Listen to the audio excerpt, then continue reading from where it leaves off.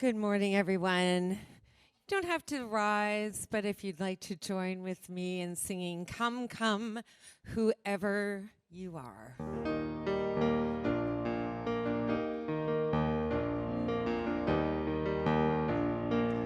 Here we go. Come, come, whoever you are, wanderer, worshiper, lover of leaving. Ours is no caravan of despair. Come, yet again, come. Let's do that again. Come, come, whoever you are, wanderer, worshiper, lover of leaving. Ours is no caravan of despair. Come, yet again, come.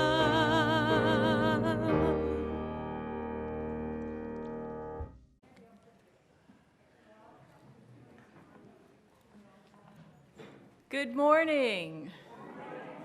Welcome to the First Unitarian Church of Hamilton. My name is Reverend Jamie Boyce. My pronouns are she, her, and I have the great privilege of serving this congregation as its interim minister. In that role, I journey with you as you prepare to call your next settled minister.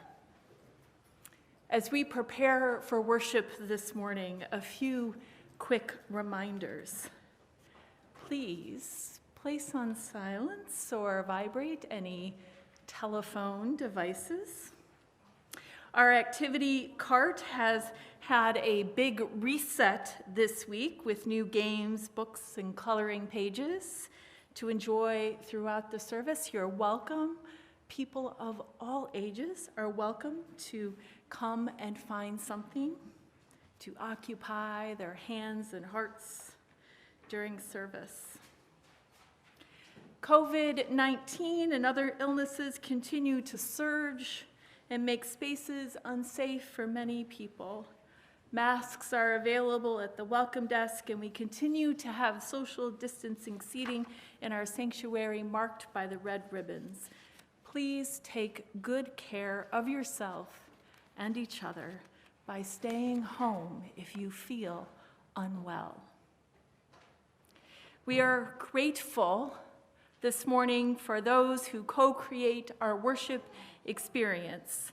Music director Rachel Derry, tech team Cindy Carey, Brian Carey, Claire Miles, and John Elliott. Thank you. Religious exploration leaders Monica Bennett, Tanya Collins, Grace Pollock. Ushers, Doreen Knoll, greeters, Julia Rock and Julie Skelton, and our worship associate, Ann Craig Howarth. Thank you for your time and dedication this morning. We have 3 announcements. Mark your calendars for the budget vote on January 28th at 12 p.m. noon here in the sanctuary. The congregation will vote on the 2024 budget as approved by the Board of Directors. The meeting will be in person and online. The Zoom link will be distributed in advance of the meeting and posted on the congregation's website. Questions will be welcomed and received from both spaces. We look forward to seeing you on January 28th. Don't miss the monthly potluck and games night on January 26th. Come out for an evening of fun, a meal together, and games with fellow congregants of all ages. Bring a nut-free dish to share and your favorite board game to play. The evening begins at 6 p.m. and ends around 9. Everyone is welcome. The Zoomers and Boomers Vegan Tea Party. Are you curious about what it means to be a vegan? Would you like to sample some plant-based treats? Come out to the Zoomers and Boomers Vegan Tea Party on February 2nd at 1:30 in Fellowship Hall and enjoy some delicious treats. Please RSVP so we can make sure there's enough food to go around. Contact Charlie Pond and Sue Johnstone for more information. If you would like to learn more about the activities of the congregation, they are available in the weekly all-church email. If you would like to join our mailing list, please check in with the welcome table in the foyer or send a note to info@uuhamilton.ca, and we will follow up with you as soon as possible. Our chalice lighting this morning are words of welcome. Today, we have the gift of welcoming C.B. Beal to our Sunday morning experience. Last fall, at the interim ministers' gathering, C.B. spoke to us about the need to build communities of collective care in Unitarian Universalist spaces. This has urgency because the work of community care, collective care, is life-saving. It's work of love and liberation. Today, CB is sharing their first talk, Bearing Witness and Saving Lives. CB will return in February for a Saturday workshop with us, and then back again in March for another Sunday service. We are lucky indeed. CB Beal, they, them, is a UU speaker, educator, and consultant who specializes in facilitating learning experiences that involve issues of marginalization, oppression, and privilege. CB supports people to hold the complexities of our lives as we co-create safer, braver spaces within which people can be challenged to learn and grow. CB, we are grateful and overjoyed to welcome you to the First Unitarian Church of Hamilton this morning. Thank you for joining us through the miracle of technology from Massachusetts.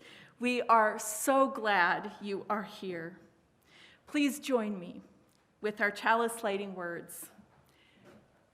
May this flame be a light of friendship and love, and may it warm hearts gathered here in our sanctuary, and may it ripple out and reach and warm those joining us online. It is my great joy to welcome you this morning, CB, and I am going to do our land acknowledgement, and then we hear your call to worship. Isn't this amazing? I mean, this is amazing. I acknowledge that the city of Hamilton is situated upon the ancestral land of the Erie, Neutral Huron-Wendat, Haudenosaunee, and Mississauga people on Treaty 3 territory. This land is covered by the Dish with One Spoon Wampum Belt Covenant, which was an agreement between the Haudenosaunee and Anishinaabe to share and care for the land and the resources of the Great Lakes. As a settler on these shores, I benefit from a legacy of colonial violence and the exploitation of people and the earth. As a settler, I inhabit a living commitment to caring for creation with reverence for the interdependence of the earth and all their beings. As a settler, I am committed to encouraging communities to take actions of repair and restoration as we live the promise of our land acknowledgement. It is my great joy once again to welcome C.B. Beal to our service this morning. Thank you and good morning, everyone. These are the words of Donna Markova. I will not die an unlived life. I will not live in fear of falling or catching fire. I choose to inhabit my days, to allow my living to open me, to make me less afraid, more accessible, to loosen my heart until it becomes a wing, a torch, a promise. I choose to risk my significance, To live so that which came to me as seed goes on to the next as blossom, and that which came to me as blossom goes on as fruit.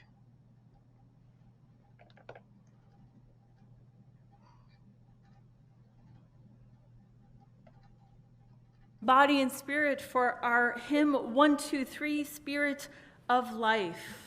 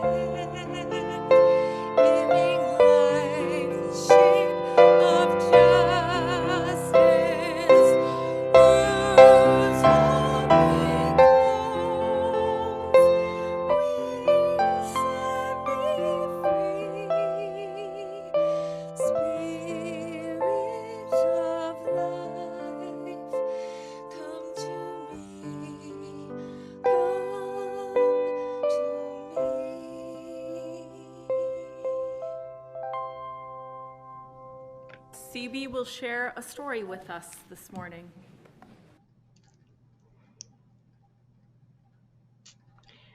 The story this morning is a retelling of a story, Spork, originally penned by Kyle McClear. Now, it was originally a picture book, so I will give you a little heads up about this. The characters in the story are a spork. Its parents, the fork and spoon, and various other cutlery. Later in the story, a toddler comes upon the scene quite suddenly. Spork was neither spoon nor fork, but a bit of both and also neither. Spork had two parents who both thought Spork was perfectly sporky. But Spork stuck out. In the kitchen, forks were forks and spoons were spoons. Cutlery customs were closely followed. Mixing was uncommon. The forks and the spoons knew who they were and what they were for.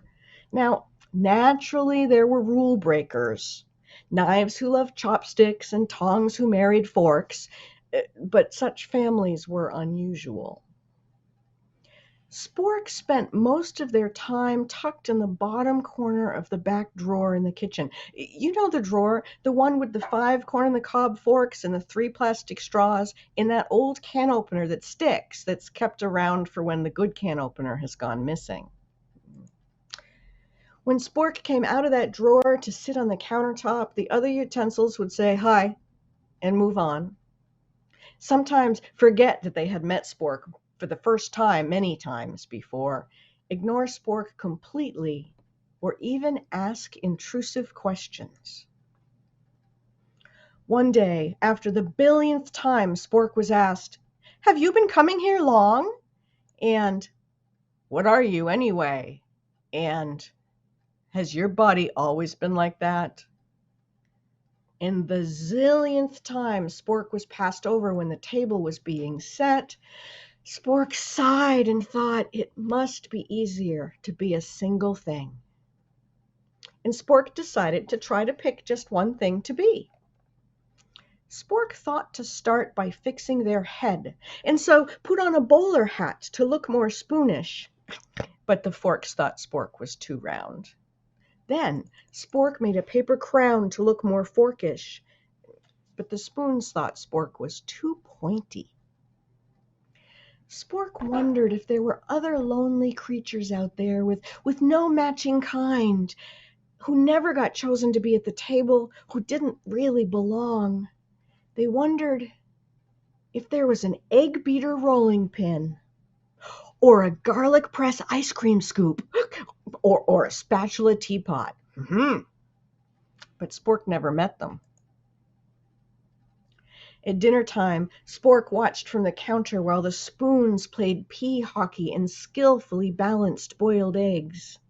Spork sat off to the side while the forks raked fancy patterns in the mashed potatoes and twirled noodles in complicated circles like rhythmic gymnastics.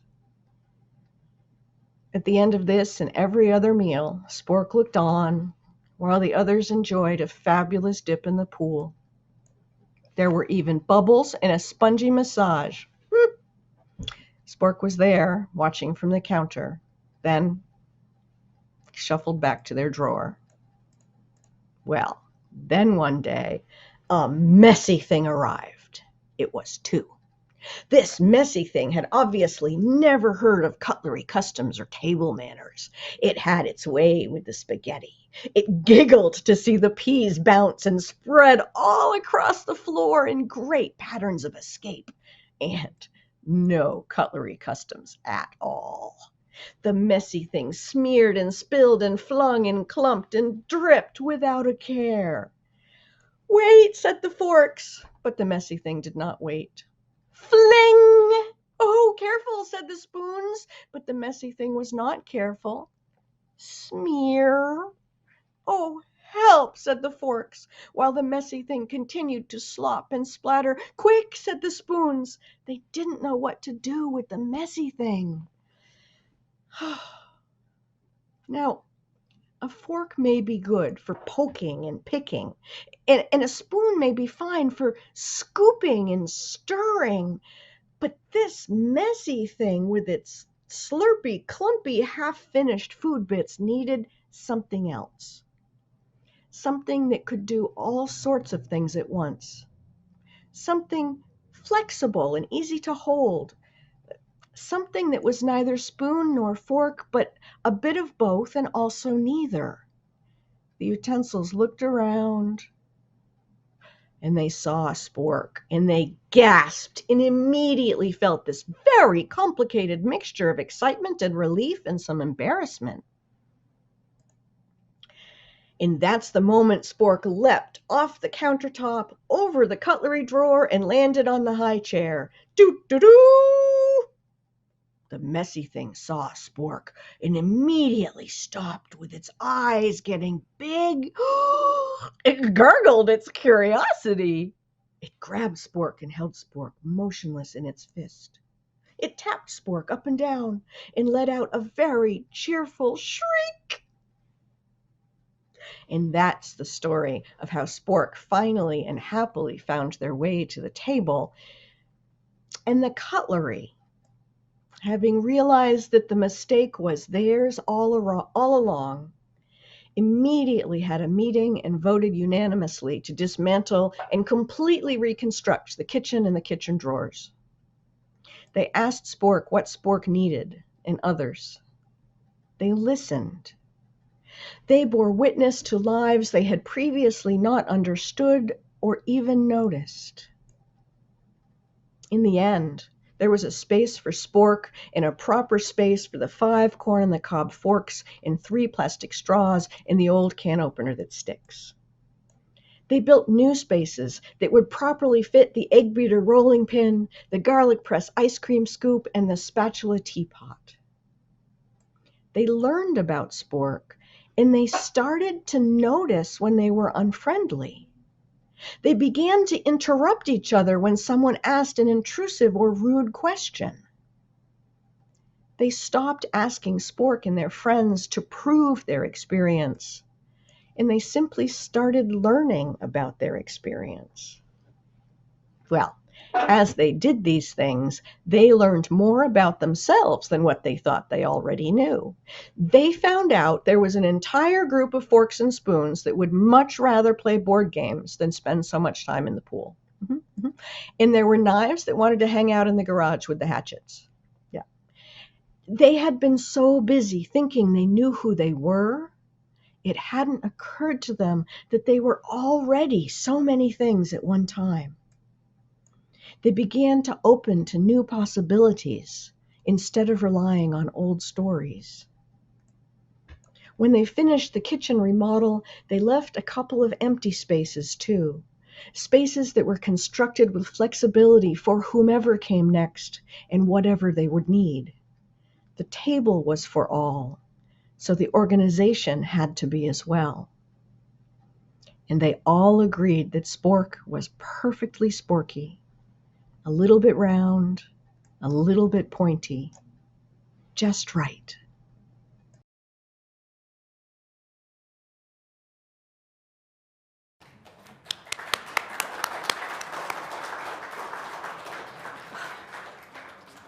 Spork was perfectly sporky. Thank you, CB. I hope you heard the round of applause for that story. Let us sing our children and youth to religious exploration.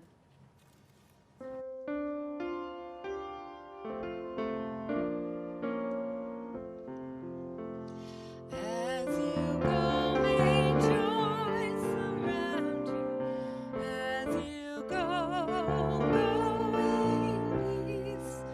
Know our love is with you always. As you go, as you go.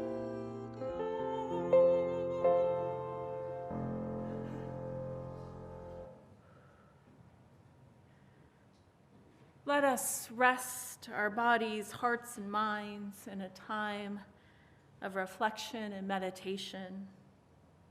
After our reading this morning, we will drop into a time of collective silence, followed by the lighting of the candles of community when the meditation music begins. Our words for meditation this morning are from Reverend Rebecca Ann Parker. It's a poem called In the Midst of a World. In the midst of a world marked by tragedy and beauty, there must be those who bear witness. Those who bear witness against unnecessary destruction and who, with faith, rise and lead in freedom. Rise and lead in freedom with grace and power.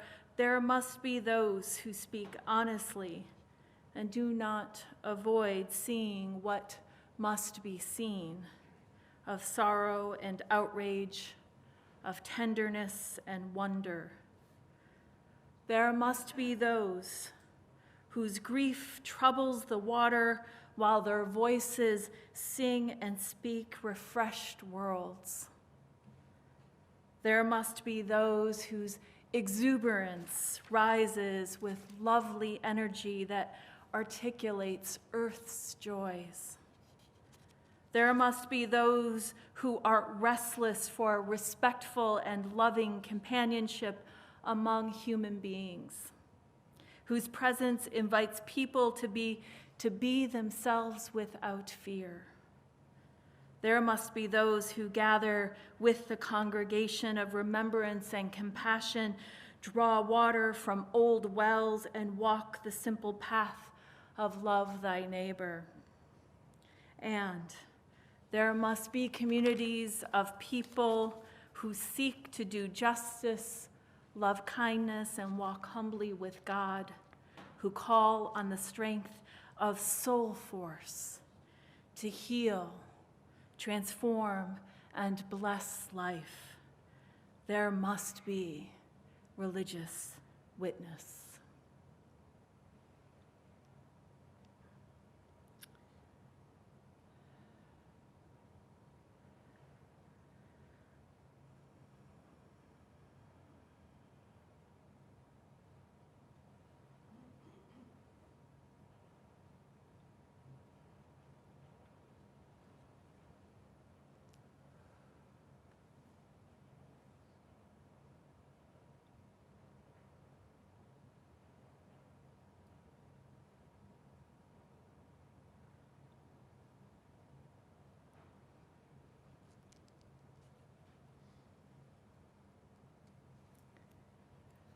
May there be peace in our hearts and peace in the world.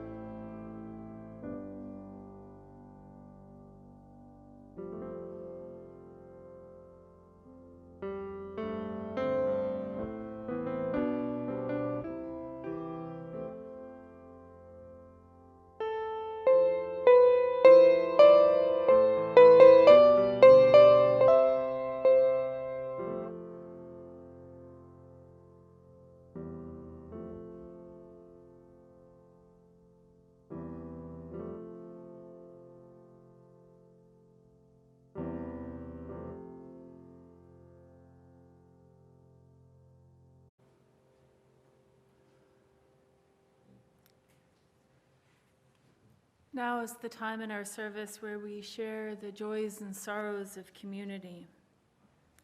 I have a sorrow this morning from Marianne Terpstra. Marianne shares that this Sunday it's being announced at the First Unitarian Church of Toronto that Albert passed away peacefully on January 5th, surrounded by 2 friends and 2 of his 5 brothers and sisters. Al was a longtime member of First Unitarian for 40-plus years. Despite his disability, he left behind a legacy with working with the federal government and environmental issues and the study of air and water as an engineer. He was very proud of that. He was 80 years young. Marianne, our hearts are with you this morning. As you grieve your loss, know that you are held in the presence of friends. From Marion Sneed. As some of you know, my daughter Allison Moon is having a serious all-day operation this Wednesday.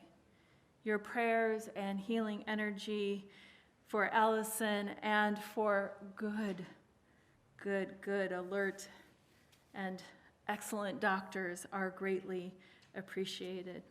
Marion, we hold Allison in the light of love today and you in our care, and trust that she is in the very best care of skilled medical team. I have a joy from Joanne Tunnicliffe. Joanne is back from 3 weeks in New Zealand. That's a long way away. New Zealand is a smoke-free country that treasures its natural environment. We can't wait to hear about your holiday. Welcome home, Joanne. Joanne also shares a sorrow with us this morning. Joanne shares that her dear friend Terry Bolton died January 9th and will be missed for his wonderful sense and love of life. Joanne, we hold you in friendship as you grieve.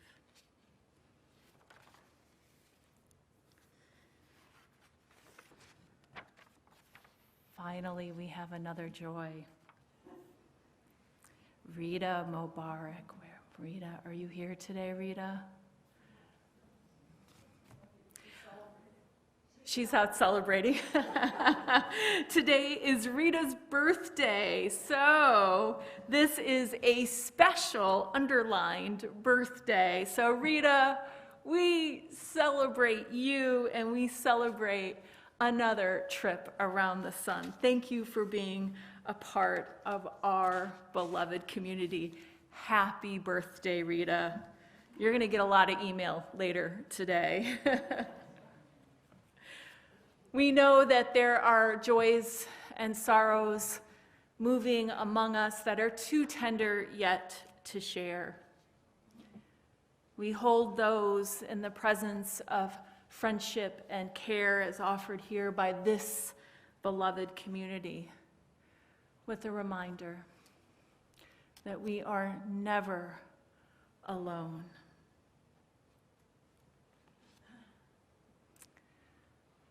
Now is the time in the service when we receive the gifts of the congregation to support the ministries of this community. For those gathered in our sanctuary, ushers will share the basket.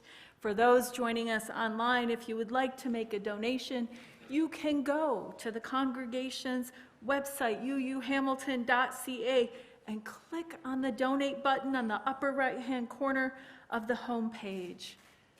We invite you to give generously, joyfully, and from the love born of this wonderful community.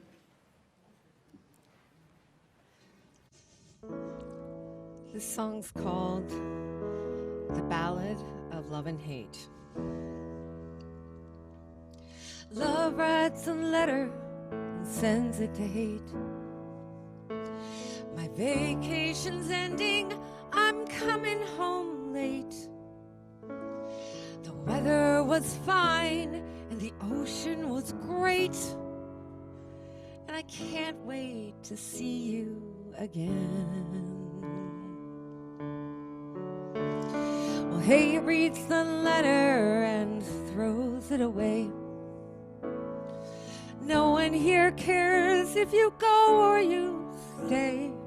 I barely even noticed that you were away. I'll see you or I won't, whatever. Well, love sings a song as she sails through the sky. The water looks bluer from love's pretty eyes. And everyone knows it whenever love flies, and also when she comes down. Well, hate keeps their head up and walks through the street. Every stranger and drifter they greet, shakes hands with every loner hate meets, with a serious look on their face. Love arrives safely with suitcase in tow, carrying all the good things that we know. A reason to live, a reason to grow, to trust, to hope, to care. Well, hate sits alone on the hood of the car, without much regard for the moon and the stars, lazily killing the last of a jar of the strongest stuff you can drink. Well, love takes a taxi and a young one drives. As soon as they see love, hope fills their eyes.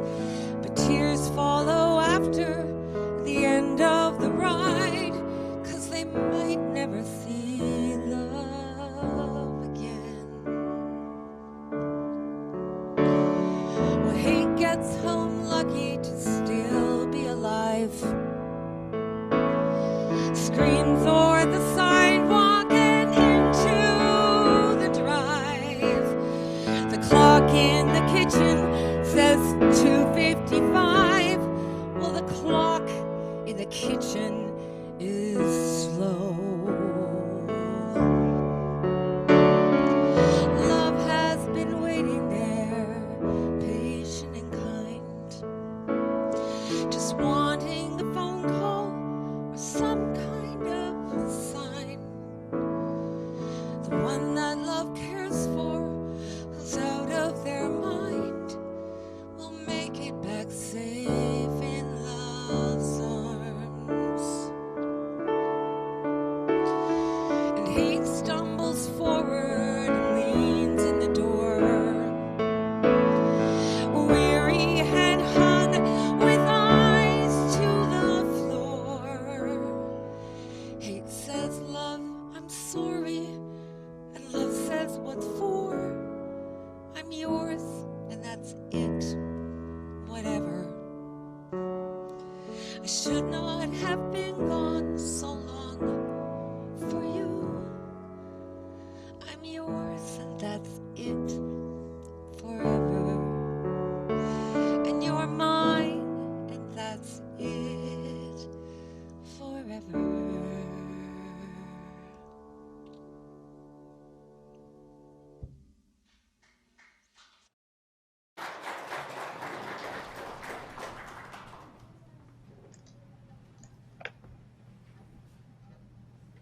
Wow.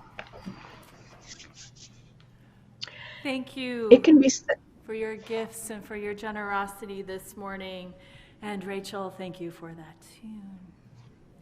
CB, we welcome you back to our space this morning as our star. You're our star this morning. Welcome. Oh, now I'm scared. It can be said that Unitarian Universalists are particularly wordy people. And in fairness, look what I do for a living. And let's be honest, you can settle in and get comfortable for a good long while. Just saying. We UUs spend a lot of time talking about what we think is true. We think about something, decide what's right, and take positions on things. And here's the thing. None of that was what Spork needed to be part of the community. As much as we love to think, talk, argue, and search for truth and meaning, these activities alone do not build trust. They might build knowledge or awareness, or the kind of connection that comes from striving together with common purpose. But talking about our ideas doesn't build trust. Talking and sharing about our lives and having our truth received and held dear, that does. Trust is not simply a cognitive experience, it's also quite emotional. And if we are part of a religious tradition that prides itself in and even prioritizes thinking, well, we have to work all the harder to build trust. Spork had no reason to trust the utensils that were in charge. Not simply because they ignored Spork, but also because they did not know or care about Spork's life. They did what they had always done the way they had always done it. They didn't know or care to make space for Spork. What was Spork like, what they needed, or what they cared about? So Spork had no experience of connection, care, or trust with them. In reconstructing the kitchen, the other utensils shared with Spork and listened to Spork and learned about their life and the lives of others who were both like Spork and different from both Spork and themselves. They started following people like Spork on social media and reading books that offered new information, perspective, and experience. They didn't rely on Spork to do all the education. And they didn't simply see a problem with that one drawer and build a new one that was just like the first, only bigger. They connected with Spork in a way that meant later on they would not ignore Spork in another situation. They would know Spork deeply, and Spork could trust them because they had made themselves trustworthy. They restructured everything by changing their perspective, their behavior, and their environment. In congregational life, with discussions about funding and polity, Article 2, the next social justice project, we spend a lot of time searching for what is right, what is best. In striving to be right, we are often living in our cognitive brain, basically competing for rightness. And it can become a battle. And battles are not beloved community. Now, in this right circumstances, this competing for rightness, this battle is absolutely necessary. We battle systemic racial oppression.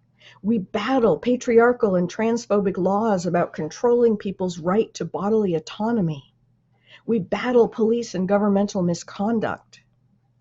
And if arguing and battling is our most common, even most comfortable way of interacting, it interferes with building beloved community. Even if it's not how we want to engage, it's often how we were taught to engage. Bearing witness is different. When we bear witness to people sharing about the experiences of their lives, we must consistently notice and then set aside our thoughts and assumptions, our judgments, assessments, and the things that don't make sense to us because we don't yet have the whole picture. We must recognize when what we're bearing witness to is so different from our own experience that we have to be careful we don't dismiss it out of hand. When we bear witness, we prioritize the story someone else wishes to tell over the questions we have, or where we want their story to go, and how we mentally fill in the gaps in that story that they tell. We simply return again and again to what they share, and we set aside again and again our assumptions. When we can still our minds and be present with someone, then we're able to express meaningful empathy. It makes a space within which we can say, wow, that must have been so hard. And, oh my goodness, I am so sorry that happened. You did not deserve that. Or, that is amazing. I'm so honored you told me that. When we tell the stories of our lives, people have the opportunity to hold space for the unveiling of more of us. And I don't mean here just chit-chat about our grandkids' sports ball game, a concert we attended, or humble bragging about a promotion, or an info dump about our favorite hobby. I mean stories about our struggle for survival, our curiosity about who we are and why we do what we do, our learning and growing. When we bear witness to the story of people's lives, we take seriously what we were taught about others and consider how, or even if, that teaching was ever true. There's magic that happens when we share deeply meaningful things, our perspective and our experience, and then we find that the listener held us in that story, and even that our story changed theirs, as Reverend Elizabeth Tarbox has said. The person who receives our experience is the person who makes themselves trustworthy. This isn't the same as agreeing with a political opinion. It's meeting one another at the center of humanity, where we share how the world impacts us, what it's like to be us in a world that may or may not appreciate our uniqueness. It's not about what we think. It's about who we are and who we are together. The magic happens when the listener believes us. But we all too often do not experience that, do we?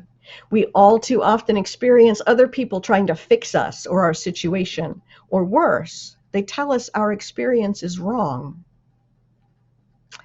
And it's also all too often we who try to fix things for others. When I was a kid growing up on a small stony farm, I only knew about two genders, girl and boy. And I had two choices within girl or failed girl, just as within boy there was boy or failed boy. Where I lived, they called a failed girl a tomboy, and they called a failed boy a sissy or a fairy. People policed what a girl or boy was and could be. As I got older, I worked really hard to find the right words to describe my gender. I tried on, I'm butch. I tried on, I'm a tomboy farm girl. I'm a masculine of center person. Oh, none were right. I'm womanish. None of the words were right. And for a long time, because I wasn't a woman and I wasn't a man, what was my word? For the longest time, I said, I'm a butch, queer, tomboy, farm girl, masculine of center, womanish type person. Yeah. Well, in the many decades since I was that child, we have developed better understanding, knowledge, and language, and there are much simpler words for my gender. I'm non-binary. I'm genderqueer, a gender that does not fall into the Western cultural idea of man and woman as opposites. I'm trans, meaning that my gender is a cross from the one people expect me to have in a body that is called female. Not a man, not a woman, sort of both and also neither. My pronouns are they, them, and theirs. There's a term called gaslighting you might be familiar with. It means to manipulate someone into questioning their sanity. It comes from a play and movie of the same name, and in that, an abusive husband attempted to make his wife think she was mentally unwell, to question her own perceptions by, among other things, adjusting the lighting, a gas lamp, downward. When she would say, "It's dark in here," he would say, "No, it's not." And he did this repeatedly until he was pretending to read the newspaper in the pitch dark, until she completely lost trust in her own perception. The goal of gaslighting is to get someone to disbelieve their own experience and replace it with someone else's. Now, it's important to recognize that this is different than discussing or persuading someone to think differently.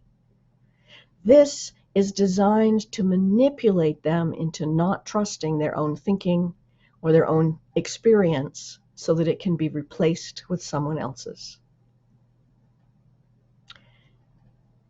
I must suggest this happens all too often in our personal and even religious lives. People who are like Spork, people who do not experience their gender in some different way than broader society tells them they're supposed to. These people are gaslit every day. People say, "There's no such thing as trans. There's no such thing as non-binary." And the reasoning of these statements usually boils down to some version of, "Because I'm not non-binary and it doesn't make sense to me, so I don't believe you. You're not real." This is a more familiar experience than may seem at first.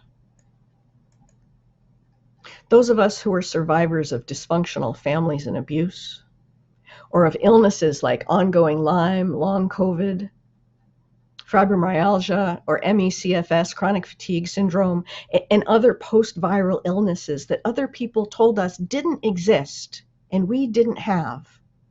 And heck, many of us of a certain age were told there was no such thing as PMS, even as we wept in pain. There's not cramps. So many of us have experienced being surrounded by people who tell us we are wrong or broken simply because our experience is different. There are those of us who were told as children or even as adults that we were bad and lazy when it turned out we were neurodivergent, but nobody knew what it was back then. We have experienced people tell us our perception of our experience is not valid because it's different from theirs, so it must be all in our head, made up. Some version of, "I don't have that," or "I've never heard of that. I don't believe you." And this is more broadly true for those of us who are survivors of and live with pervasive sexism, racism, homophobia, and ableism in our societies. "I've never seen that oppression like you described. It's not that bad. I don't believe you." And I must acknowledge I've been on both sides of this. I have been the person whose reality is challenged by someone else who refuses to bear witness to my life. And I've been the person who's used my experience to judge others.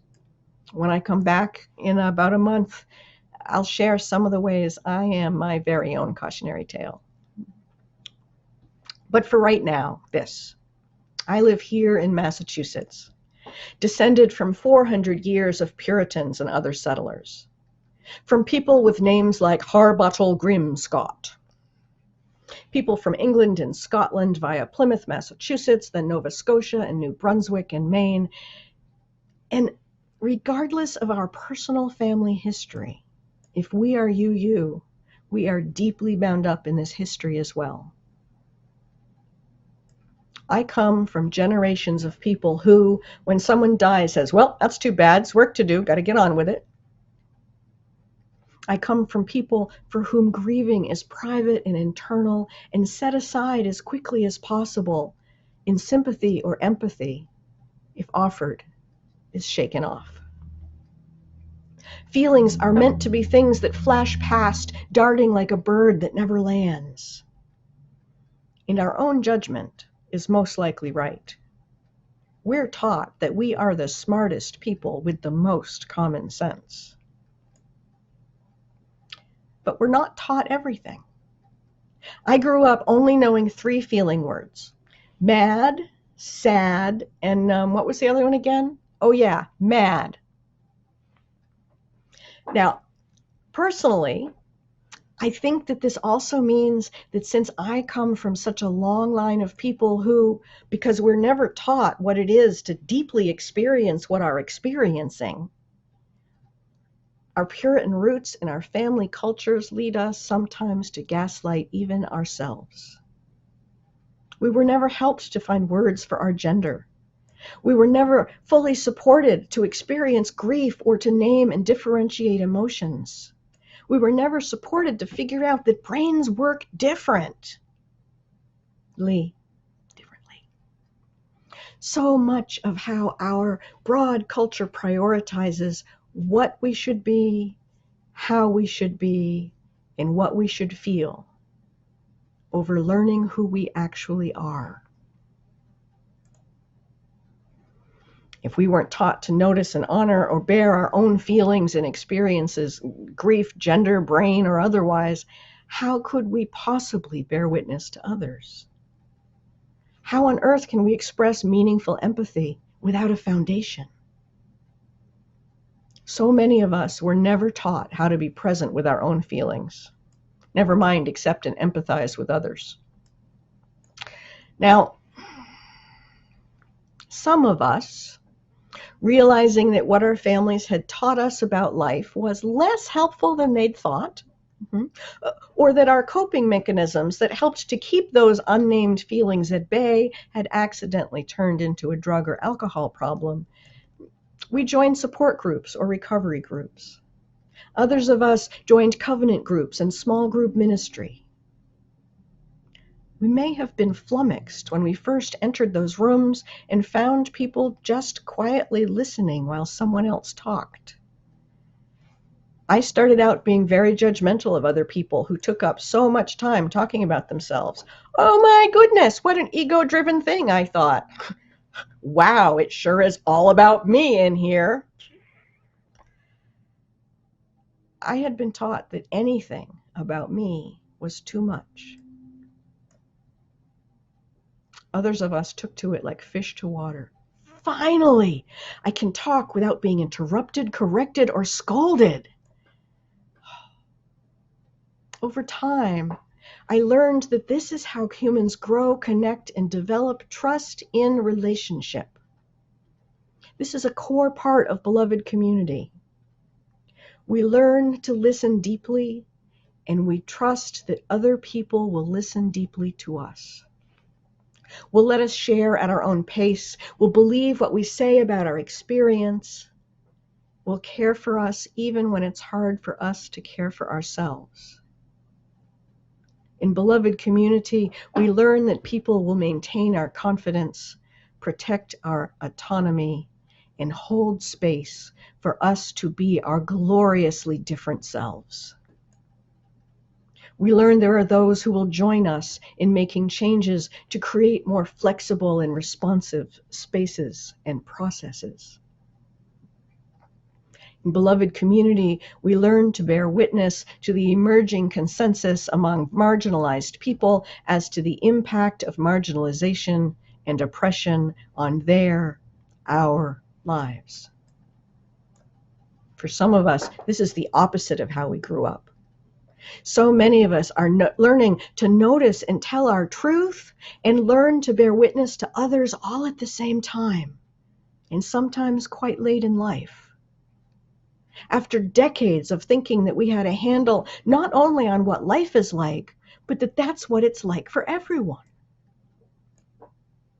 In small group ministry and covenant groups, recovery or therapy groups, we learned to simply listen, to suspend judgment, to notice and dismiss, or at least check out our assumptions. Well, next thing you know, once we get going, we find ourselves doing it elsewhere, bearing witness to people. We start noticing and resisting the impulse to be right every moment, or to tell someone else what to do, or to fix it for them.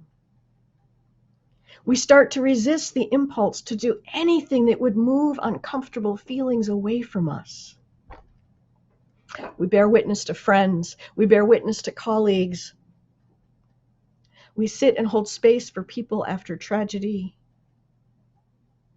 We have learned to be with someone's feelings without taking them in, to be empathetic and present without drowning in emotion. These are skills we may not have been taught. Well, the next thing you know, we start bearing witness willy-nilly all over the place. In the supermarket, I was doing a big stock up on staples just before the pandemic began. The rest of my completely panicked town was there at well, crowded and darting for products. There was a man in his 80s with that bent and gnarled but stalwart posture that my dad has. He stood looking confused but determined in the soup aisle. There's a lot of soup in the soup aisle. I paused and I said, "Are you okay? Can I help?" He asked me if I knew where the mushroom soup was. I said, "There's different brands and different kinds. Do you know what one you want?" He told me that he didn't really know. His wife always cooked, and he didn't know what to get now that she died. He was grief-stricken and frightened. I stood there for 10 minutes, and I listened to him talk about his wife and her cooking, how confusing the grocery store is, and how he regretted never going with her to shop.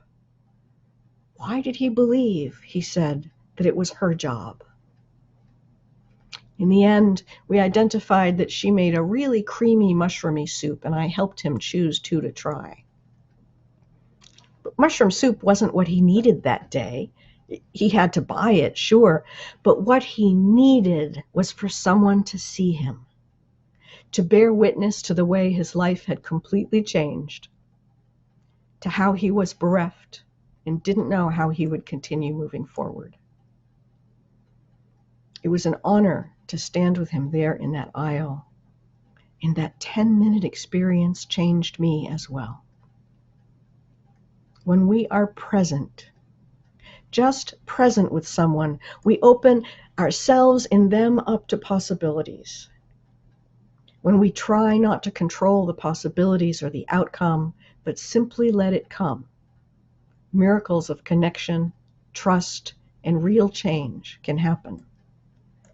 And what happens is rarely what we expect, and always so much more beautiful. Amen. Blessed be. May it be so because we make it so.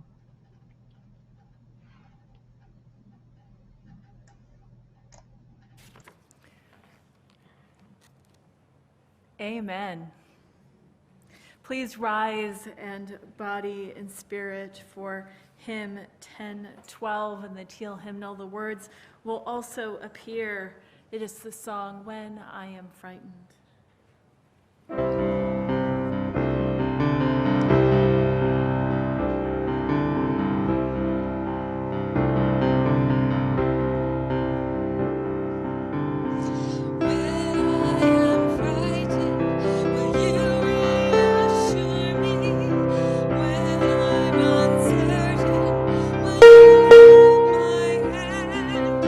Will you be strong for me? Sing to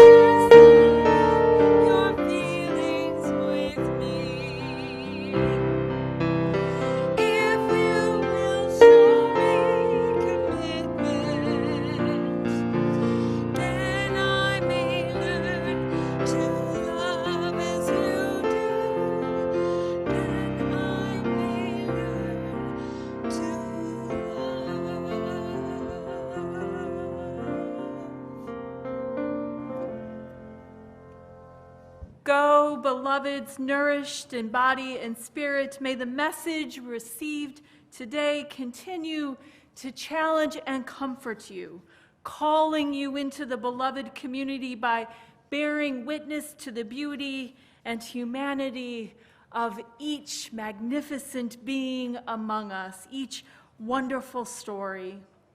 May the listening and the trusting you discover be realized as the path to the beloved community.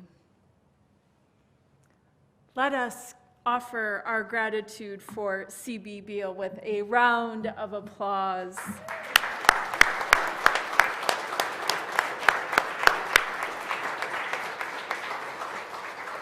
Thank you, CB, for bringing us into this transformative, life-changing, world-changing conversation of justice, of connection, of love. Thank you for being with us, and we will see you again in February. Well,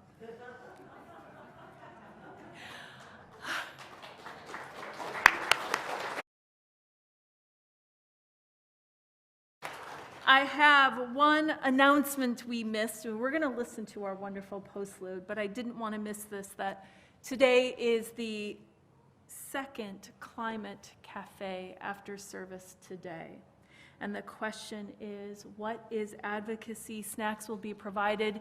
Is it here in the sanctuary? Yes, here in the sanctuary. So you can get a coffee, come back and return. And Rachel, I hand it over to you. Oh, well, that's okay. It's going to be everybody. You have one word to sing. One word, and it's pretty easy. Yes. So I'll give you the heads up when you're going to get there. It's pretty quick. If I told you what I really need, would your heart and soul say yes? There is more that's required of thee. Would your spirit still say yes?